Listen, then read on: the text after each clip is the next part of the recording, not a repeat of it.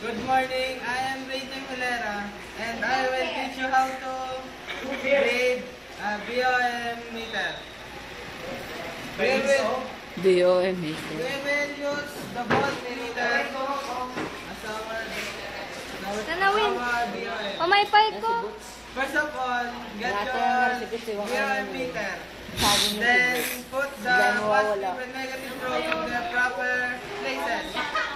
Like the black one is on the negative. Iwan ka, Terminal pagdaat na and rin si the Boots. red test probes are Lalo yung placed pagdaat na rin si Diego. in positive terminal. Check your tester if it's accurate. Point rotate the range selector to R times 1K. Then short your probes.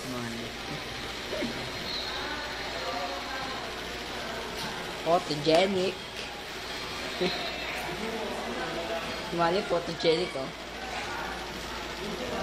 Photo pala si Manny, When it reaches photo. 0, the tester is accurate. Si Manny, photo. It's 0. Sabi ni Regem. Si Manny, photo. Then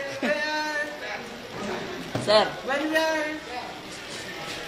when we are measuring decibels, we will rotate the range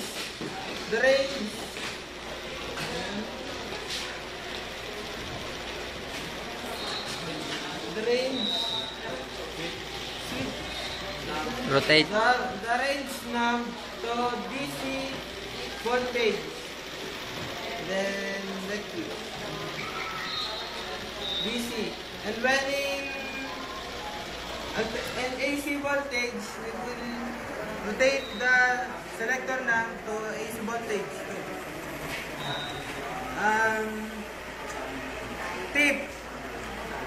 Always put a label after your readings.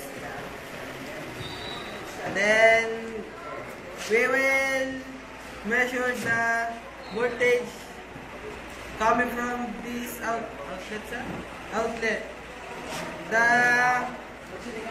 The voltage coming from this outlet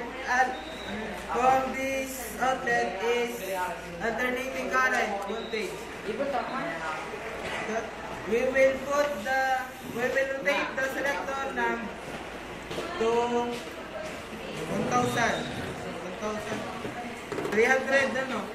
300 AC volts. Then there is no polarization in AC voltage.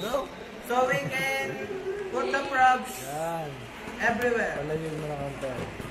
Nothing here.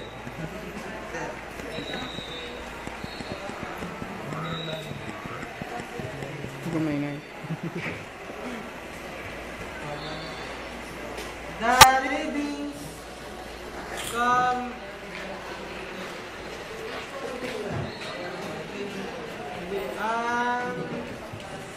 215 volts. 215 AC volts at our reading. Then now we will measure again another voltage coming from this converter. Sir, doon kaya? The voltage coming from this converter is DC because this is direct current. This is we will measure it. First, put the selector knob to DC voltage before we measure the voltages of this converter. Then in 60. Then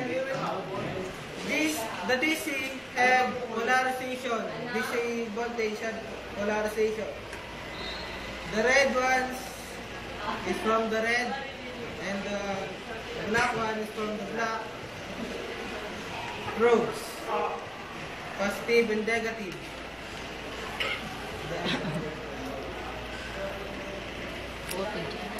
The basic voltage, the tester measured, ano ba yun, 60?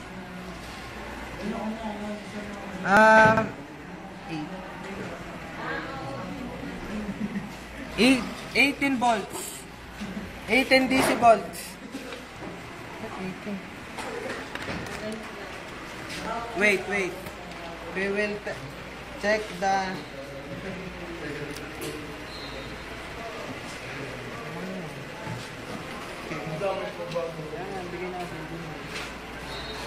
ano ka nang diyan? Yan.